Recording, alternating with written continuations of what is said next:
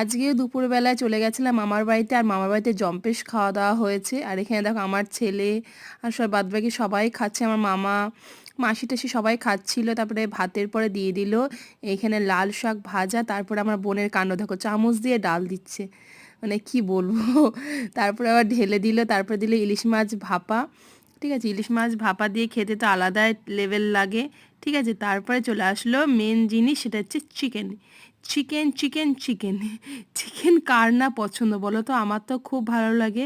ঠিক আছে, তারপর চিকেন দিয়ে ভাতটা মেখে টেখে সব খেয়ে নিলাম।